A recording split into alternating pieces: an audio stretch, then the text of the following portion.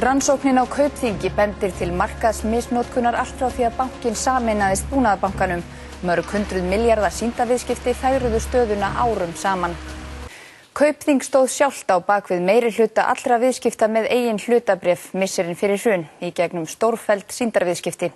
Rannsóknin á bankanum bendir til mörg hundruð milljarða markaðsmisnotkunar sem nær allt aftur til sameiningarinnar við Búnaðarbankann.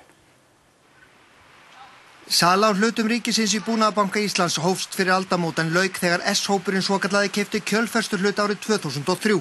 Skömmu síðar sameinaðist bankinn Kaupþingi en féll að lokum haustið 2008 eftir að þér virtist mikið uppgangsskeið. Í sjónvarpsfréttum í janúar 2009 var greint frá grunsemdum að Kaupþing hefði sjálft staðið á bakvið kaup Katarmannsins Al Thani á 5% hlut í bankanum stuttu fyrir hrun. Skömmu síðar var upplýst gríðarmikil viðskipti bankans með eigin hlutabréf í skýrslu rannsóknarnefndar Alþingis. Rannsókn fjármálaeftirlitsins og sérstaks saksóknara bendir til viðamikillar markaðsmisnotkunar og sýndarviðskipta. Bankinn hafi keypt upp eigin bréf á markaði en seltu svo aftur í stórum slumpum eins og í Al Thani málinu. Bankinn lánaði og engin önnur veð voru tekin en bréfin sjálf.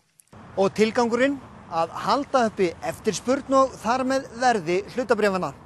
Þannig hafi markaðurinn verið plataður. Og rannsóknin bendir til þess að myndin sé mun dekkri en menn hugðu. Svindlið hafi staðið allt frá sameiningunni við Búnaðarbanka 2003 þótt steinin hafi fyrst tekið úr hausti 2006. Eftir það virðist bankinn sjálfur hafa staðið á bakvið stóran hluta allra viðskipta með eigin hlutabréf, jafnvel alltaf 80% þeirra undir lokin. Með því eins og rannsakendur hafa gert að skoða eingöngu þau kaup- og sölutilboð í kauphallinni sem bankinn sjálfur kom sannarlega ekki nálægt, kemur í ljós allt önnur mynd en sú opinbera. Fullkomið verðhrun. Meðan við þetta hefði gengið á hlutabréfunum átt að vera nærri 7 en ekki 700 þegar bankinn féll.